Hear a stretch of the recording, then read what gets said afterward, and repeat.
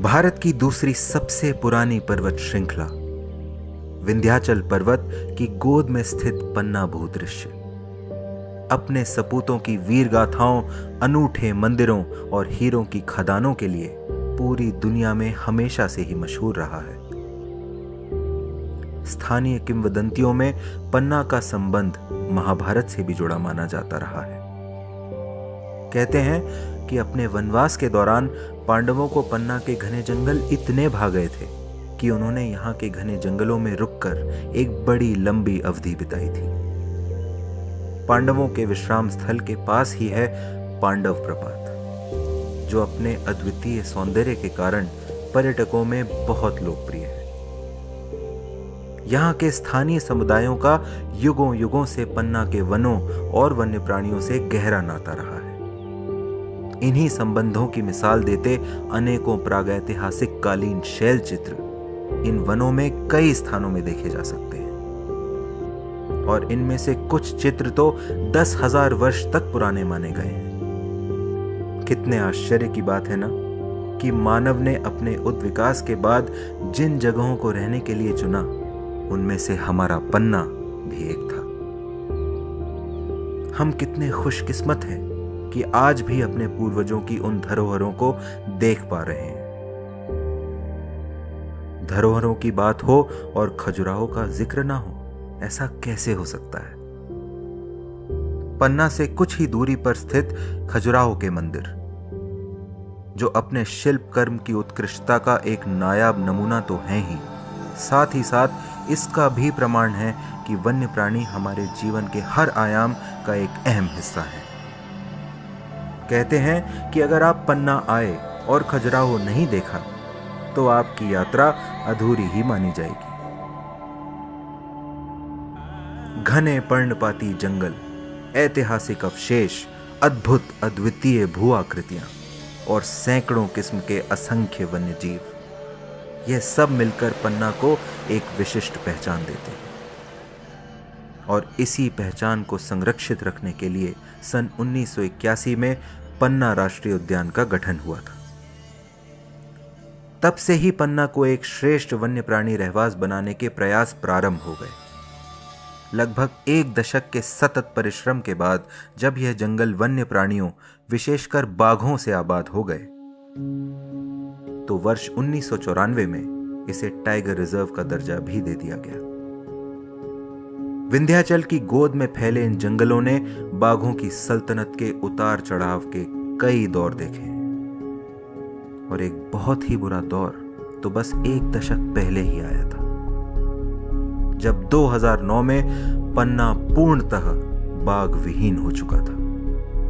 लेकिन परिस्थितियों से हार ना मानते हुए पन्ना के वन्य प्राणी प्रबंधकों ने दुगने जोश और मेहनत के साथ पन्ना को पुनः बाघों का रहवास बनाने के लिए प्रयास शुरू कर दिए। जंगलों की सुरक्षा पुख्ता की, वन्य प्राणियों के आवास को और बेहतर किया, फिर बांधवगढ़ और कान्हा टाइगर रिजर्व से एक मादा बाघ और पेंच टाइगर रिजर्व से एक नर बाघ लाकर पन्ना में मुक्त कर दिया। अच्छा सुरक्षित माहौल मिला तो मादा बाघिनों T1, T2 और नर बाघ T3 ने मिलकर पन्ना को एक के बाद एक बाघ शावकों की कई सौगातें दी। धीरे धीरे प्रबंधन के प्रयास रंग लाने लगे और 10 वर्षों में ही 50 से अधिक बाघों ने पन्ना भूदृश्य में अपना वर्चस्व स्थापित कर लिया। बाघों का संरक्षण एक बड़ी जटिल चुनौती है। इन चुनौतियों से निपटने के लिए कर्मचारियों की कर्मठता और जन समुदायों का सहयोग, दोनों घटकों की अपनी अपनी भूमिका होती है। पन्ना टाइगर रिजर्व को एक बेहतर वन्य प्राणी आवास बनाने के लिए टाइगर रिजर्व के समीप रहने वाले समुदायों के हर एक व्यक्ति ने अपना पूरा प्रत्यक्ष और अप्रत्यक्ष समर्थन दिया। दूसरी ओर जंगलों की कठिन परिस्थितियों में भी कर्मचारियों ने अपना 100% देने में कोई कसर नहीं छोड़ी, और कुशल नेतृत्व के साथ पन्ना टीम ने दुनिया के सामने पन्ना बाघ पुनर्स्थापना कार्यक्रम के रूप में एक अनूठी मिसाल खड़ी कर दी। आज पन्ना के जंगलों में उन्मुक्त घूमते ये बाघ इस बात का सबूत है कि 10 सालों तक सभी के मिलकर किए गए सतत प्रयास व्यर्थ नहीं गए। आज पन्ना बाघ पुनर्स्थापना कार्यक्रम की धाक पूरी दुनिया में है, जिसे कई पुरस्कारों से सम्मानित भी किया गया है।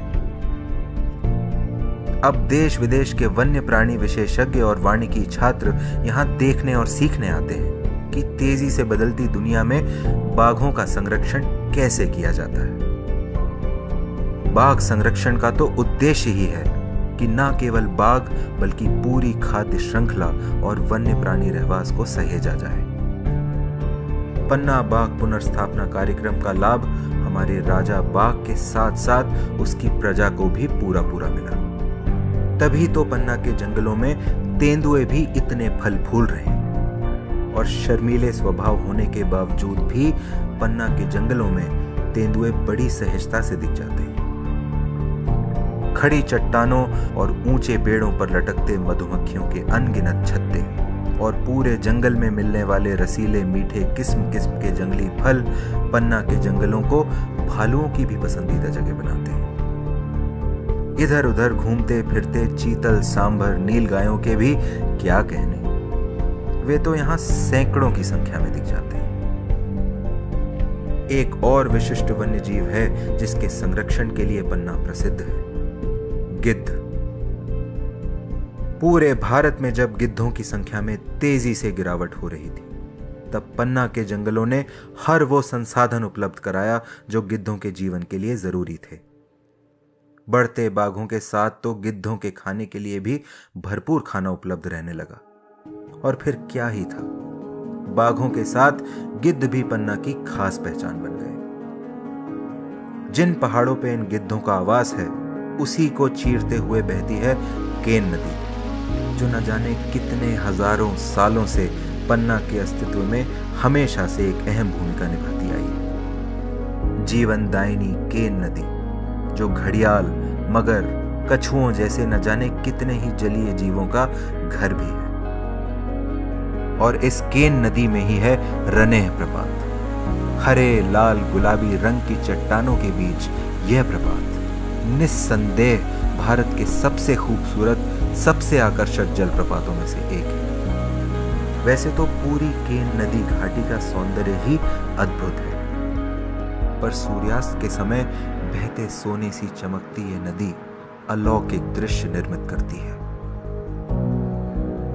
पन्ना, जिसने कभी छत्रसाल जैसे यशस्वी राजा का वैभव देखा, वह राजा छत्रसाल जिन्हें आशीर्वाद था कि छत्ता तेरे राज में धक धक धरती होए, जित जित घोड़ा मुख करे तित तित फत्ते होए। यानी राजा छत्रसाल का घोड़ा जिस ओर भी जाएगा, उसे वहां हमेशा विजय ही मिलेगी। कोई आश्चर्य नहीं कि पन्ना की भूमि में पैदा हुए बाघ भी जिस जिस ओर बढ़ते जा रहे हैं, वहां वहां उनका साम्राज्य स्थापित होता जा रहा है। पन्ना के बाघों ने टाइगर रिजर्व की सीमा तो कब की पार कर ली थी। अब तो उन्होंने मध्य प्रदेश और उत्तर प्रदेश के अन्य संरक्षित क्षेत्रों में भी जाकर अपने राज्य स्थापित कर लिए।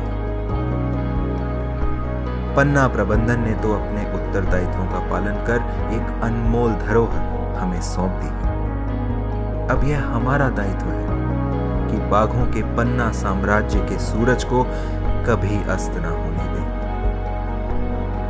हम सबके सम्मिलित प्रयासों से टाइगर रिजर्वों के ताज के इस अनमोल रत्न पन्ना और उसके बाघों की शान पूरी दुनिया में यकीनन ऐसे ही फैलती रहेगी।